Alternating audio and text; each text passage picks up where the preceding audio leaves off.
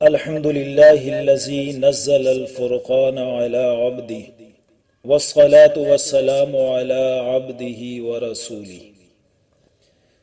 قرآن حکیم کلاس میں انشاءاللہ آج ہم آیت نمبر 3 سے آیت نمبر 5 سورۃ البقرہ کی اس کو سمجھیں گے انشاءاللہ۔ پہلے آپ ان آیات کی تلاوت سماعت فرمائیے۔ اعوذ باللہ من الشیطان الرجیم، بسم اللہ الرحمن الرحیم۔ الذین یؤمنون بالغیب ویقیمون الصلاة ومما رزقناہم ينفقون۔ والذین یؤمنون بما انزل الیک وما انزل من قبلک وبالآخرة هم يوقنون أولئك على هدى من ربهم وأولئك هم المفلحون۔ ان آیات میں اللہ رب العزت نے متقین کے اوصاف بیان کیے ہیں۔ ان 5 اوصاف کو بالترتیب ذرا سمجھ لیجئے۔ الذین یؤمنون بالغیب، جو ایمان لاتے ہیں غیب پر۔ الذین عربی اصطلاح میں، عربی ٹرم میں اس کو اسم موصول کہتے ہیں، جو لفظوں اور جملوں کو آپس میں ملانے کا کام دیتے ہیں۔ یعنی متقین وہ لوگ ہیں جو ایمان لاتے ہیں غیب پر، یہ پہلی صفت ہے ان کی۔ غیب یعنی جو چیزیں انسانوں سے پوشیدہ ہیں۔ اللہ تعالیٰ کے لیے تو کوئی چیز اور کوئی جگہ اور کوئی زمانہ غائب، پوشیدہ اور پردے میں نہیں ہے۔ یہاں مراد انسانی حواس سے پوشیدہ چیزیں اور فلسفے ہیں، یعنی وہ چیزیں جن کی خبر نبی کریم صلی اللہ علیہ وسلم نے ہمیں دی ہے۔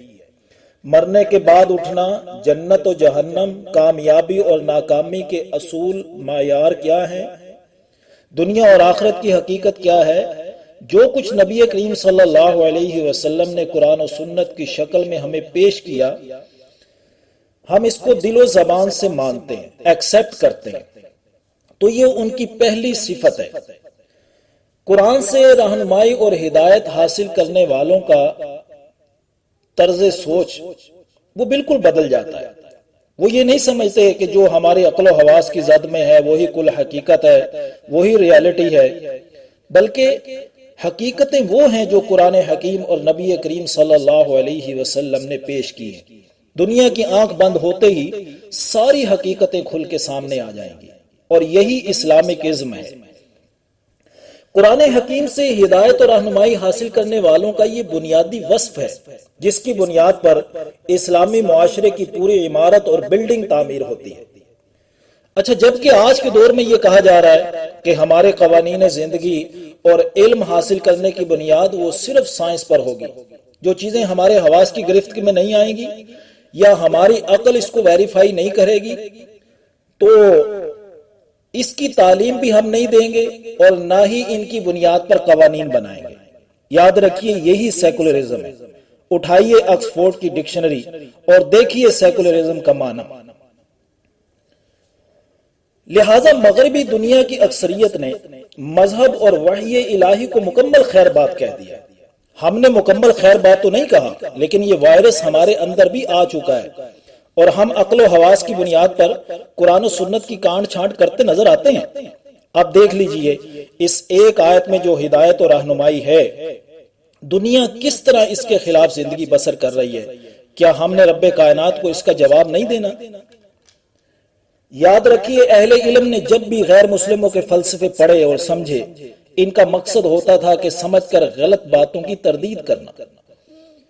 عام میں سے جو انگلش لٹریچر پڑھ رہے ہیں یا پڑھ چکے ہیں، وہ آج سے مقصد زندگی یہ بنا لیں کہ ہم قرآن حکیم سمجھ کر غیر مسلم مفکرین اور سائنسدانوں کے فلسفوں کی غلط باتوں کو آشکارا کریں گے اور لوگوں کو درست رہنمائی فراہم کریں گے۔ بہرحال اگر یہ بنیادی وصف ہمارے اندر پیدا ہوا تو ہم قرآن حکیم سے مکمل ہدایت اور رہنمائی حاصل کر سکیں گے، ورنہ نہیں۔ انسان کے لیے اس نتیجے پر پہنچنا تو ضروری ہے کہ قرآن حکیم اللہ کی کتاب ہے اور نبی کریم صلی اللہ علیہ وسلم اللہ تعالیٰ کے پیغام بر ہیں، اسی کا پیغام لائیں۔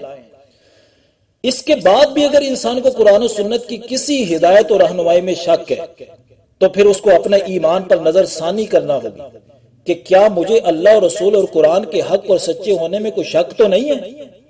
پھر کہتا ہوں یہ بنیادی وصف ہے، اس پر غور کیجئے کہ میں کہاں کھڑا ہوں۔ آپ کسی بھی لیول پر بیٹھے ہوں، گھر کے سربراہ کی حیثیت سے یا ملک کی سربراہ کی حیثیت سے، کسی بھی مسئلے اور چیلنج میں الجھے ہوئے ہیں تو ابھی سوچ بچار کرو، ہم اپنے عقل و حواس کی بنیاد پر فیصلے کر رہے ہیں یا وحی الہی سے ہدایت اور رہنمائی حاصل کر کے فیصلے کر رہے ہیں؟ چونکہ یہ بنیادی وصف تھا اس لیے میں نے اس کو تفصیلاً بیان کیا ہے۔ اس قرآن حکیم کلاس کا مقصد رسمی طور پر قرآن حکیم سے گزارنا نہیں ہے، بلکہ کنسیپٹس کو کلیئر کرنا مقصود ہے۔ قرآن مجید میں استعمال ہونے والی اصطلاحات، ٹرمز کی وضاحت کرنا ہے، یہی میرا عزم مصمم ہے۔ اللہ پاک میری مدد فرمائے اور آپ لوگوں کو میرا ساتھی بنائے رکھے۔ اور پھر آپ اچھی طرح نہیں جانتے کہ کسی بھی علم کی کتاب کے آغاز میں معلم، ٹیچر، پروفیسر ضروری ابحاث کرتے ہیں۔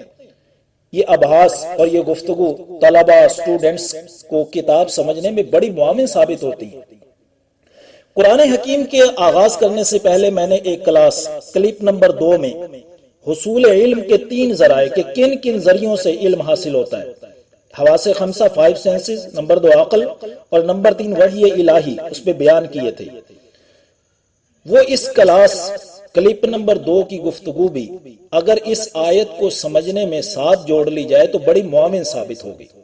اللہ ہمیں اس آیت الذین یؤمنون بالغیب سے رہنمائی حاصل کرنے کی توفیق نصیب فرمائے تاکہ ہم اسلامک ازم کو فروغ دیں اور سیکولرزم کے وائرس کا ہم علاج کریں۔ اب دوسری صفت کی طرف آئیے، وَيُقِيمُونَ الصَّلَاةَ، اور نماز کو قائم کرتے ہیں، یعنی نمازوں کی پوری حفاظت کرتے ہیں اور ہمیشگی سے پڑھتے رہتے ہیں، کیونکہ اپنے رب سے ہم کلام ہونے کا قرآن کے علاوہ نماز ہی تو ایک عظیم ذریعہ ہے، اللہ سے مدد طلب کرنے کا بھی ذریعہ ہے۔ قرآن میں اللہ سورۃ البقرہ کی آیت نمبر 45 میں بھی اور 153 میں بھی، 45 اور 153 میں وَاسْتَعِينُوا بِالصَّبْرِ وَالصَّلَاةِ، کہ مدد چاہو صبر کے ساتھ اور نماز کے ساتھ۔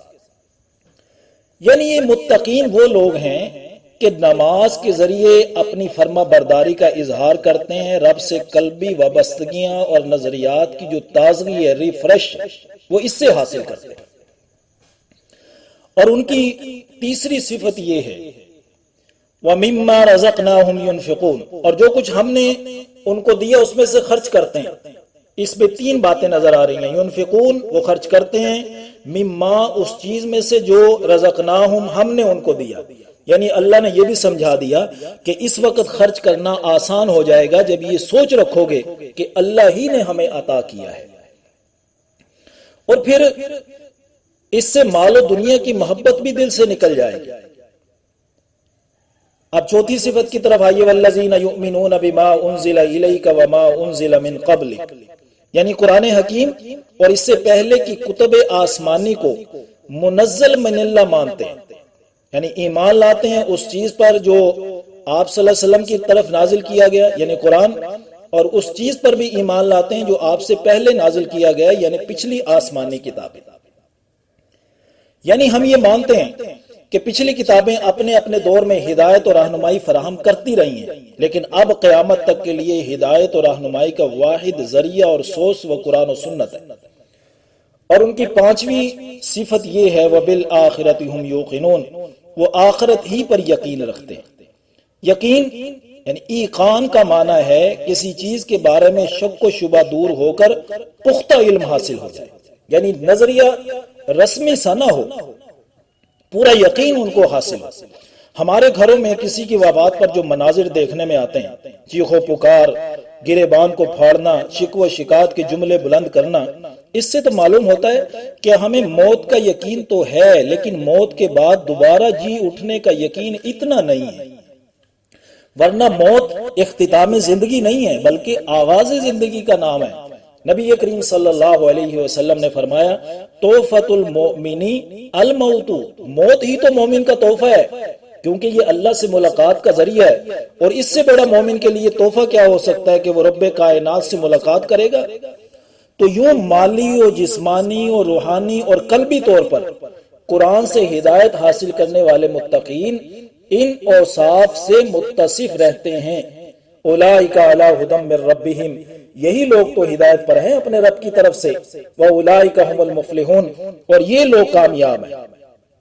ان اوصاف کے بغیر کامیابی کے جتنے فلسفے گردش کر رہے ہیں سب انسان کو ناکامی کی راہ پر لے کر جا رہے ہیں۔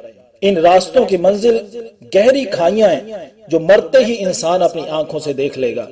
میری دعا ہے کہ اللہ رب العزت ہماری حفاظت فرمائے، آمین یا رب العالمین۔